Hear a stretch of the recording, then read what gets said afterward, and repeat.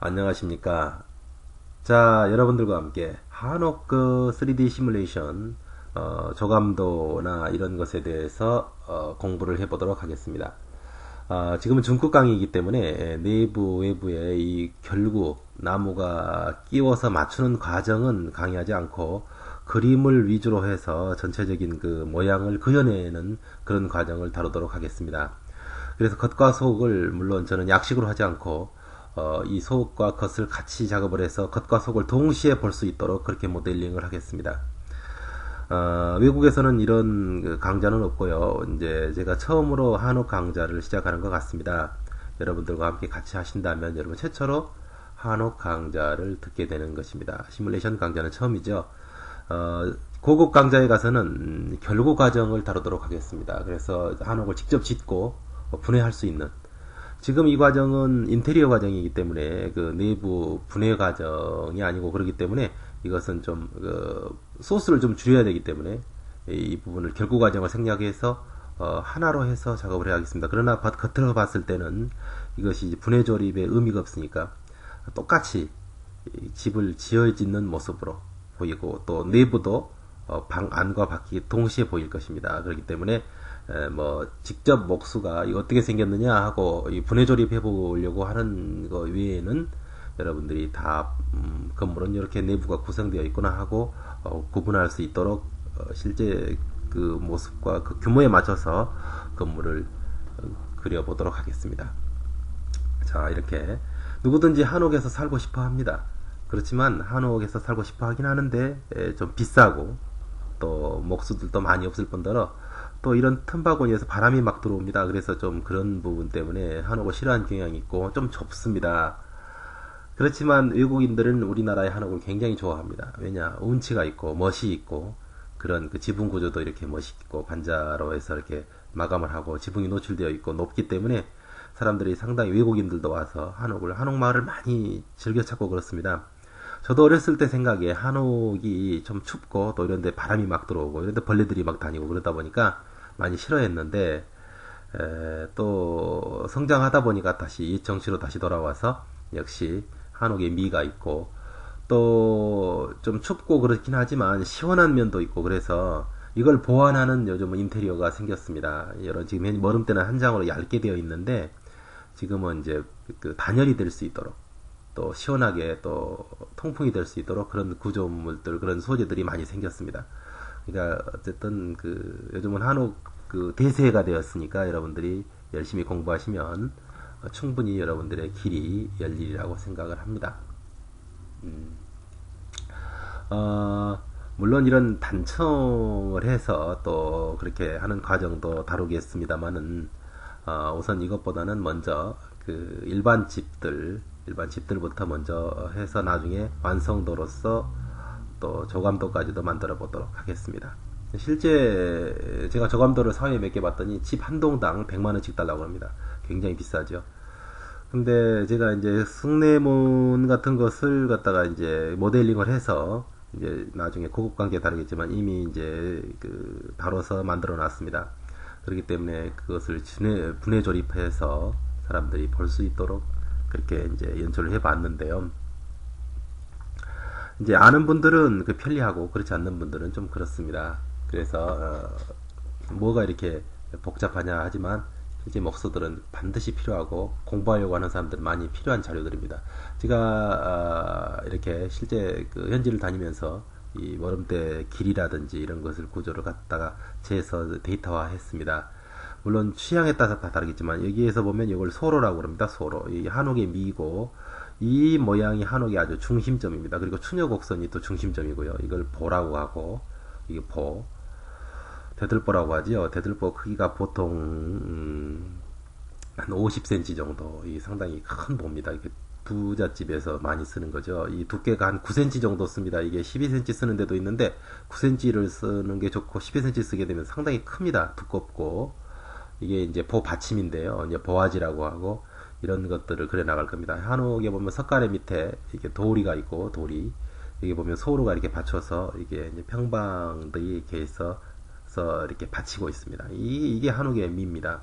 이것을 그려보고 이런 소재들을 오늘은 그리는 시간으로 하도록 하는데, 또 이런 대문칸도 만들어 보도록 하고, 그렇게 해보도록 하겠습니다.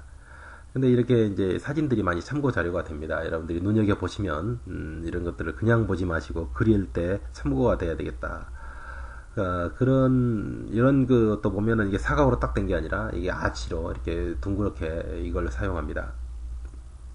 그렇게 하고, 이게 이제 이 사다리꼴 모양에다가 사각형 모양이 된 이런 이거 소로라고 하는데, 내부 구조는 다음에 또 설명하겠지만, 약식 구조로 하기 때문에 겉모양만 다루니까 내부 파는 그런 홈은 나중에 다루도록 하겠습니다. 한 번에 다 하려면 복잡하니까 일단 외부부터 먼저 하는 거죠. 한옥들을 다들 경험도 없고 잘 모르다 보니까 도대체 저걸 어떻게 그리는 것인지 알 수가 없습니다. 이게 도대체 뭐고 뭔지 또 이게 또 뭔지 알 수도 없고 복잡하기만 해서 한옥 그러면 머리만 아프다고 생각하는데 또 실제 또 우리 조상들이 살았던 집이고 그런데 여러분들이 충분히 할 수 있는 집들입니다.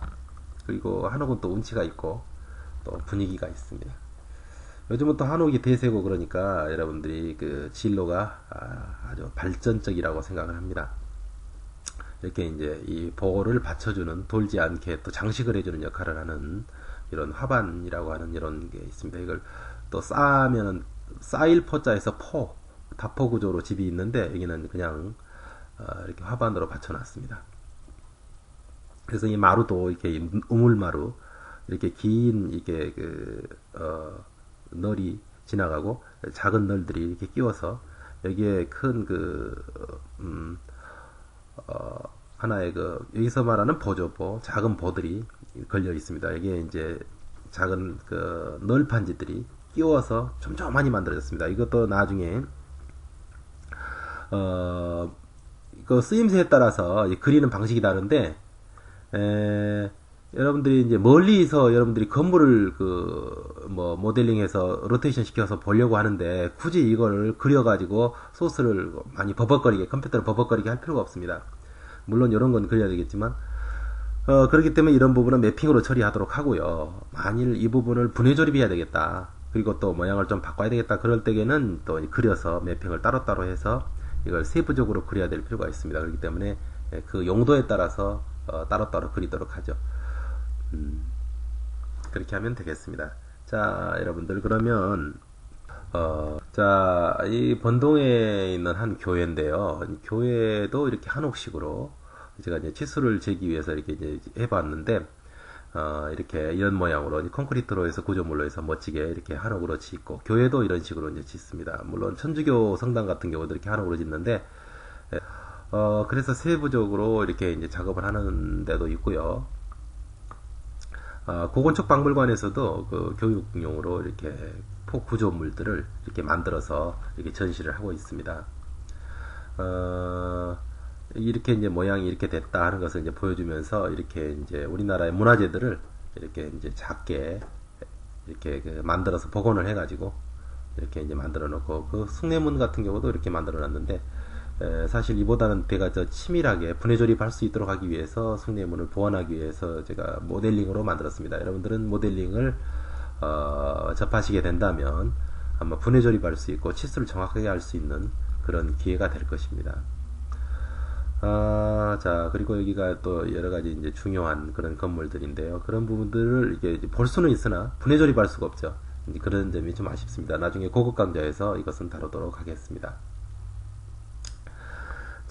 이제 맥스로 돌아와서요. 그동안에 이제 제가 얘기했던 그런 것들을 보면서 여러분들이 이걸 어떻게 그릴 거냐, 벌써 보기만 해도 헬란하고 복잡한데 하고 생각하겠죠? 그렇지만 꼭 그렇게만 생각할 일이 아닙니다. 멀리서 볼 때는 복잡해도 가까이서 하나씩 오목조목 따지고 들면 꼭 그런 것이 아닙니다. 그래서 기본적으로 보면은 집이라면 박스로 예를 들어 보면 이렇게 일단 기반이 있겠죠. 지반이 있고 이제 그리드를 감추고요. 지반이 있는 상태에서 자, 이렇게 해서 이렇게 보면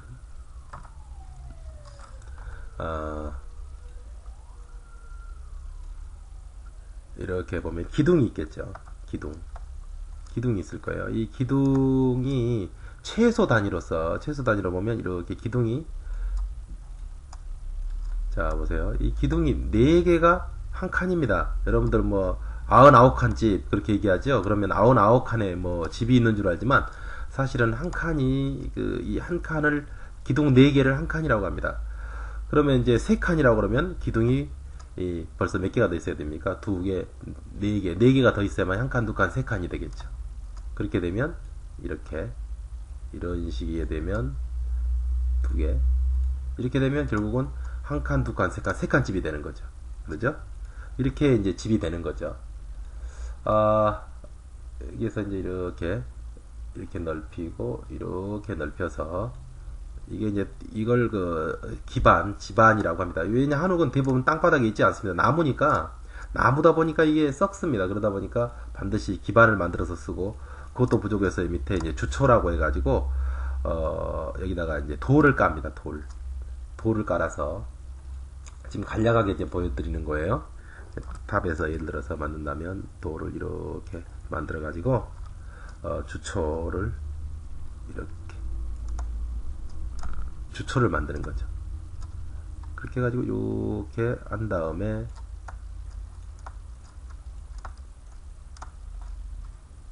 이렇게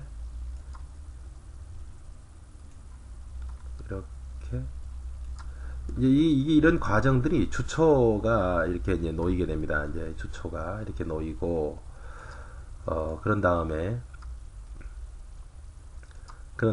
이제 위에 생기는 것이 이제 벽은 나중에 맞고요. 벽은 나중에 맞고 요 위에다가 이제 볼을 겁니다. 대들보를 걸어서 움직이지 않도록 하는 거죠. 순서가 이제 그렇게 되는 거예요. 순서가 탑에서 보면은 이렇게 대들보가 이렇게 이제 걸리는데요. 쭉 올려보면 이게 보입니다. 이게 보. 이런 보들이 걸려 있어가지고 이게 이제 이 서로 나무들을 이제 연관을 지게 만들어서 흔들리지 않도록 하는 거죠. 자, 이걸 이렇게 돌려서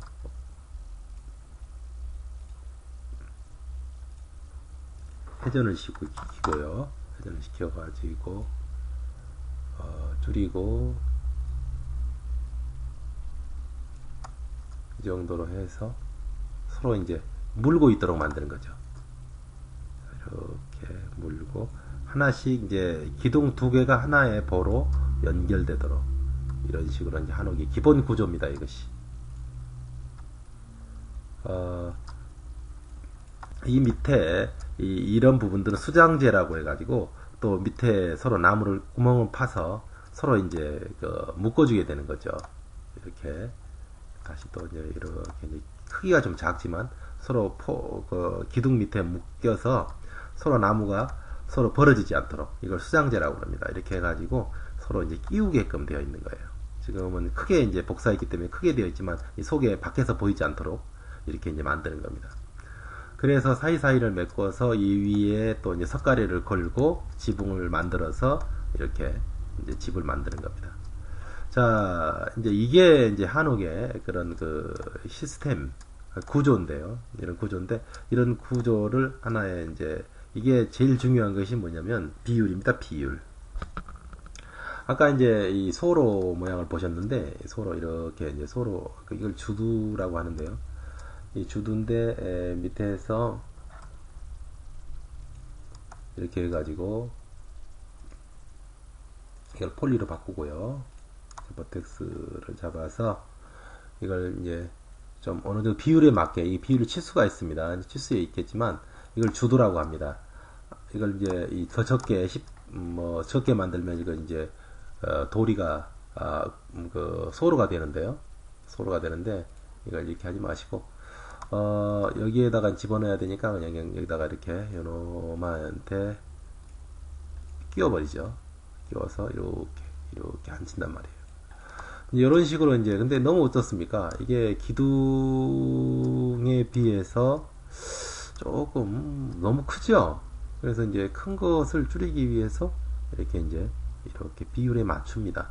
치수가 있는 거죠. 비율에 맞는 치수가. 그래서 무조건 크게 한다고 되는 게 아니고 한옥은 그 비율입니다. 비율에 맞지 않으면 한옥의 미가 나지 않는 것이고 그래서 그 비율 같은 것은 저의 수치를 따라서 하시면 되는 것이기 때문에 처음부터 여러분들 비율을 공부할 수가 없습니다.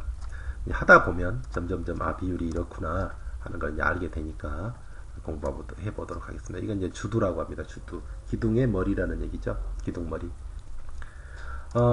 지금 이렇게 해놓으니까 이게 도대체 한옥 같지도 않다 그러지만 이게 세 칸 집입니다. 이게 대문을 할 때 보면 이런 집을 짓게 되는 거고, 일반 집도 세 칸 집도 많습니다. 이게 양쪽은 방으로 만들고 또 한쪽은 방으로 만들고, 여기는 하나의 홀, 그 대청이라고 하고, 여기를 또 이제 작은 부엌이나 또 그런 공간을 쓰면서 하나의 조그마한 집을 쓰는 경우도 있습니다. 그래서 조금 된 창고는 딴 데로 만들고 이렇게 해서 쓰는 경우가 많죠. 우리는 화장실이 안에 들어있기 때문에 굉장히 좁아 보이지만, 화장실이 바깥에 있으니까 그 공간은, 씻는 공간 같은 것은 바깥에 있으니까 굳이 방만 있으면 되지 그런 공간은 필요 없는 거죠. 식당도 필요 없는 거예요. 왜냐, 방 안에서 밥을 먹기 때문에 굳이 식당을 따로 만들 필요가 없는 거죠. 그렇기 때문에 적은 공간에서 살 수가 있는 거예요. 근데 지금은 그런 시대가 아니죠.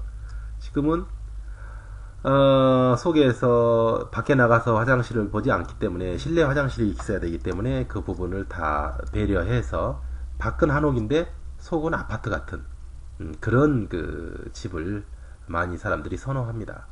또 마음이 몸에 익었기 때문에 그러고, 문화나 예술이나 모든 그런 시대 흐름이 그 시대에 맞춰야 되는 거지, 지금도 오강이 필요한 물건이라고 생각할 수도 있지만, 오강이 뭔지도 모르고 꽃을 심어 놓은 분도 있습니다.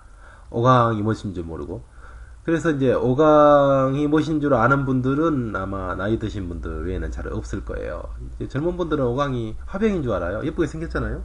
그렇지만 옛날에는 소변 보고 방 안에서, 밖에 나가기 추우니까 방 안에다가 소대변을 봤던, 그리고 뚜껑을 덮었다가 아침에 씻고, 저도 많이 심부름 많이 했습니다. 할머니 할아버지 계실 때 이제 그런 경험들이 있습니다.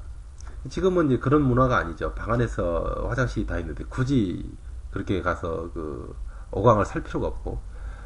근데 한옥이라 할지라도 굳이 오강 문화를 쓸 필요는 없죠. 이렇게 실내에다가 인테리어를 해놓으면 되는 거니까.